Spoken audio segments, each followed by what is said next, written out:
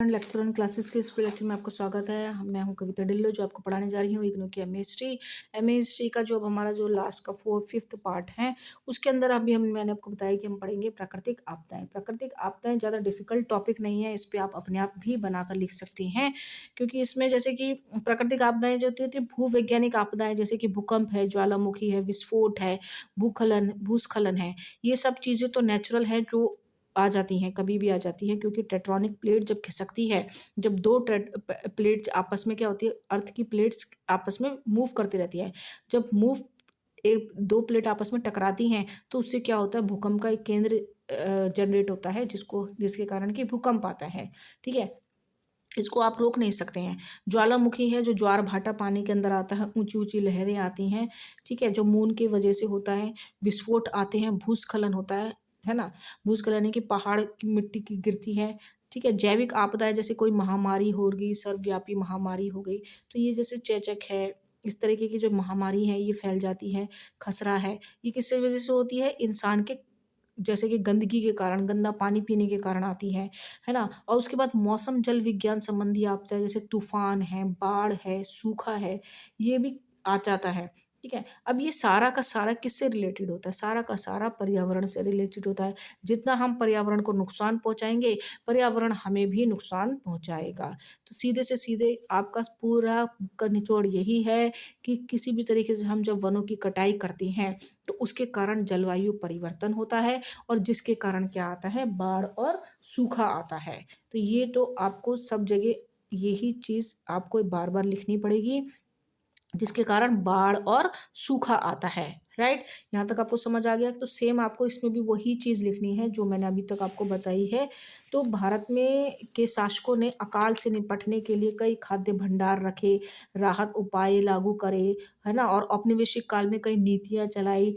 ठीक है, सिंचाई के लिए प्रणाली चलाई। तो इस तरीके से चाहे महाराजा या राजा महाराजा को काल था, फिर औपनिवेशिक काल था, इन चीज़ों से निपटने के लिए सबने कोशिश की है। और वो कोशिश की क्या है, सिर्फ एक ही चीज़ है, पेड़ लगाना। राइट, तो औपनिवेशिक काल में भी पेड़ लगाए थे, और जो राजा महाराजा थे, अब वो तो भारत के ही थे राजा महाराजा, तो इसलिए उन्होंने क्या करते थे, वो खाद्य भंडार करते थे, लोगों में अनाज बांटते थे। लेकिन अंग्रेजों ने तो ऐसा नहीं किया था, तो इसीलिए उस समय इंसानों की हालत जो थी वो बहुत ही खराब थी, ये कह सकते हैं हम। ठीक है, प्राकृतिक आपदाओं के बारे में भी आप आराम से बना के लिख सकते हैं।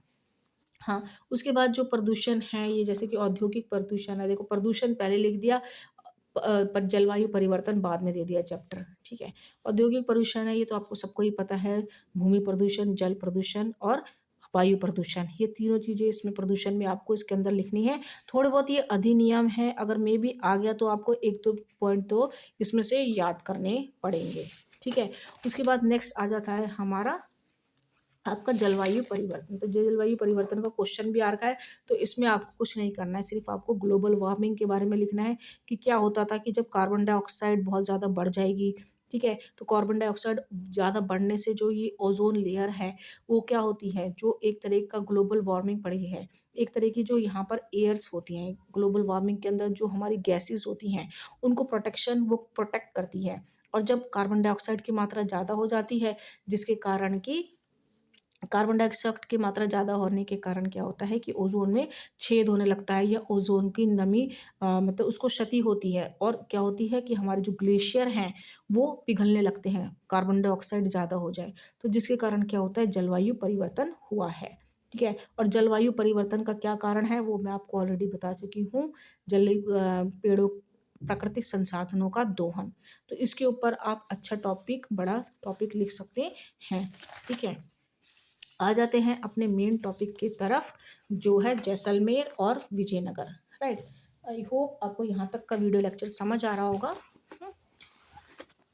ओके, स्टार्ट करते हैं।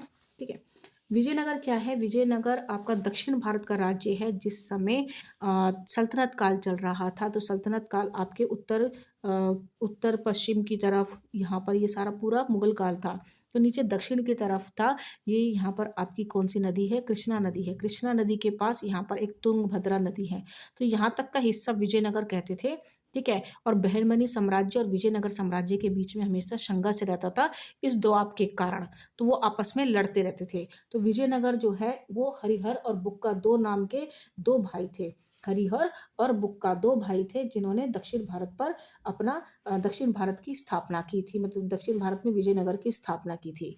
क्योंकि जब तुगलक वंश हुआ था तो मोहम्मद बिन तुगलक दक्षिण राज्यों को की कमजोरी भाप गया था और वो यहाँ पर आ नहीं सकता था। तो पहले हरिहर और बुक्का को बंदी बना के अपने साथ ले गया, फिर वहाँ जाके उनको मुसलमान बना दिया। मुसलमान बनाने के बाद दोबारा उनको विजयनगर पे शासन करने के लिए भेज दिया, क्योंकि कम्युनिकेशन इतना ज़्यादा उस टाइम पे था नहीं। तो हरि और बुक्का जब यहाँ पर आए तो वो दोबारा हिंदू में परिवर्तित हो गए और 1336 में हरिहर और बुक्का राय ने अपनी राजधानी विजयनगर को बनाया, ठीक है। उसके बाद विजयनगर साम्राज्य की जो वास्तुकला है और योजना सबसे प्रसिद्ध है, ठीक है। आपको इस चैप्टर के अंदर, इसके अंदर आपको उसकी वास्तुकला और योजना लिखनी है। उन्होंने कौन कौन से देश पर कब्जा किया वो चीज़ का इसमें नहीं जिक्र है, आपको इसकी वास्तुकला और परियोजना के बारे में लिखना है। अगर मे भी आपका विजयनगर साम्राज्य के साथ कोई क्वेश्चन आ जाता है, राइट। तो उन्होंने वास्तुकला में क्या है कि विजयनगर साम्राज्य के बाद जो बुक्का हरिहर बुक्का थे, और हरिहर थे और बुक्का थे, दोनों भाई थे। उनके बाद उनकी जो संतानें थी, ठीक है, फिर संतानों की भी संतानें हुई। तो उसमें से जो जिन्होंने बहुत अच्छी नक्काशी की, मंदिर बनाए, ठीक है, बहुत सारे मंदिर बनाए, है ना, और बहुत सारे महल बनाए, ठीक है, सबसे ज़्यादा तो मंदिर बनाए। तो वो जो दक्षिण भारत के कर्नाटक में इधर की तरफ जो वास्तु मंदिर थे वो सबसे बड़े ही अनोखे थे। तो उसके बारे में आपको लिखना है, इसके बारे में, ठीक है। तो आई होप आपको विजिबल हो रहा होगा। तो विजयनगर की वास्तुकला इंडो इस्लामिक, हिंदू और द्रविड़ शैलियों का मिश्रण है, जो अपने पैमाने पर जटिल नक्काशी के लिए जानी जाती है। मंदिरों और मेहराबों का प्रयोग ईंटों की जगह पत्थरों से किया उन्होंने, ठीक है। जो मूर्तियां बनाई में जो नक्काशी की और जो मंदिर बनाए वो उससे किया। और वहाँ पर एक था जो हम्पी, जो वहाँ की राजधानी थी, विजयनगर की राजधानी हम्पी, वहाँ पर बहुत ज़्यादा व्यापारिक केंद्र था वो, क्योंकि हम्पी जो है महलों की वास्तुकला अद्वितीय थी। तो मैं आपको बताना चाहूँगी कि उस समय क्या होता था कि जो विजयनगर जब साम्राज्य था तो वहाँ का जो सारा जो व्यापारिक केंद्र था वो कृषि पर निर्भर करता था। इसलिए जो कृषि थी वो जो कृष्णा नदी के जो दोआब था और तुंगभद्रा नदी का जो दोआब था, वहाँ की भूमि बहुत उपजाऊ थी। इसलिए बहमनी और विजयनगर के बीच में संघर्ष चलता रहता था, ठीक है। और वहाँ पर जो दक्षिण भारत में क्या था, सबसे ज़्यादा मसाले थे। वहाँ की जो पैदावार थी वो सबसे ज़्यादा व्यापार करते थे। पुर्तगाली वहीं पर व्यापार के लिए आए थे, अरबी व्यापारी वहाँ पर व्यापार के लिए आए थे, ठीक है। तो वहाँ पर इस तरीके के व्यापारिक केंद्र तो था ही। वहाँ की जो वास्तुकला थी, नक्काशी थी, है ना, कल्यामंडलम, खुला मंडप कहकर आपका जो हम्पी के जो महल थी, वहाँ पर ऊंचे गोपुर के द्वार थे। और हम्पी का विरूपाक्ष मंदिर, ठीक है, जिसको शिव को समर्पित है, ठीक है, हम्पी में बनाया गया था। तो हम्पी का हजारा राम मंदिर, तो कृष्ण मंदिर और अंति प्रस्थित मंदिर, जिससे अद्भुत नक्काशी की गई है। तो वो विजयनगर साम्राज्य के हम्पी के ग्रेनाइड भूभाग है, ग्रेनाइड के पत्थर से बना हुआ है, जो विश्व का सर्वाधिक प्राचीन और स्थिर भूतलों में से एक है, ठीक है।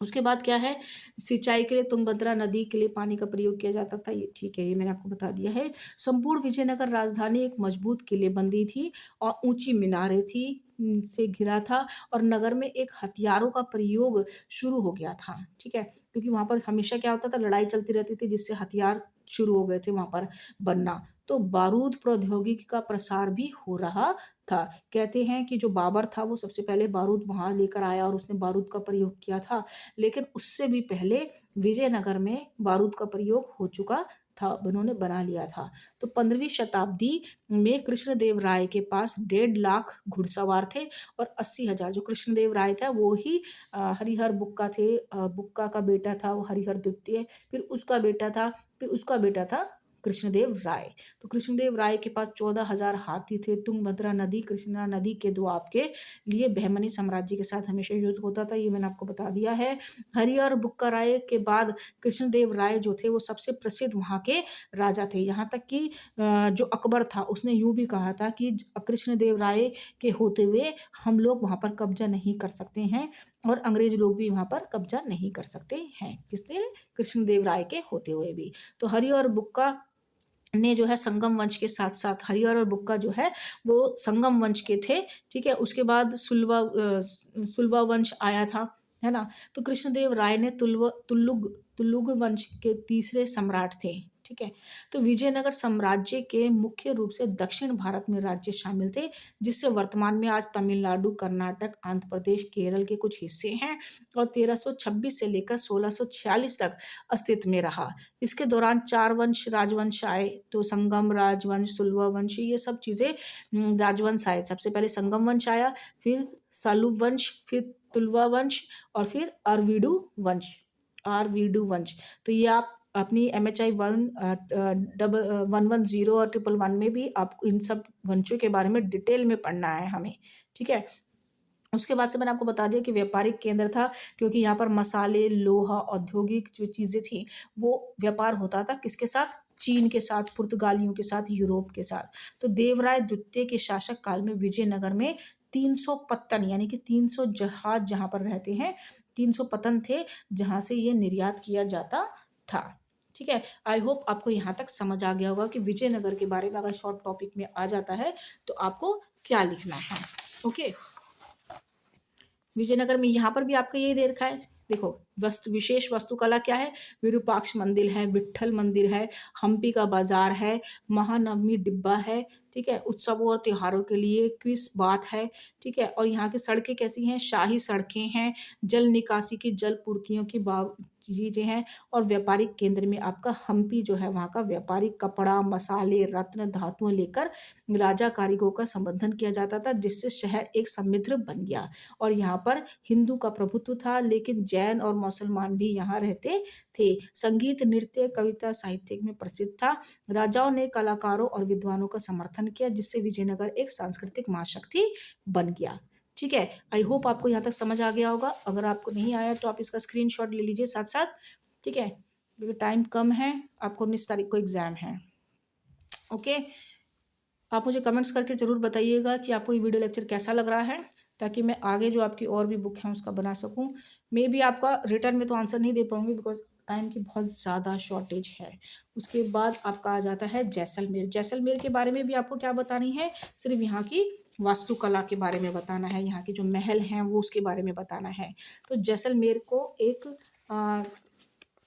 आई होप आपको सब दिखाई दे रहा होगा। ओके, तो जैसलमेर जिसे एक स्वर्ण नगरी भी कहा जाता है, राजस्थान का एक प्रसिद्ध शहर है, जो अपनी अनूठी वास्तुकला, पीले बलुआ पत्थर से बने स्मारक, रेगिस्तान, भूगोल, जीवन, संस्कृति, पर्यटन के लिए जाना जाता है। तो मैंने आपको कहा है कि आपको इसके वास्तुकला के बारे में ही लिखना है। ठीक है, यहाँ पर महल थे, रेगिस्तान के बीच में स्थित है और अपनी ऐतिहासिक विरासत जैसे हवेलियां हैं, जैन मंदिर हैं, रेत के टीले हैं, इनके लिए जैसलमेर प्रचलित है। ठीक है, यहाँ पर मैं बता देती हूँ। तो जैसलमेर की मुख्य विशेषताएं क्या है? तो यहाँ पर जैसलमेर का है सोनार किला, जो कि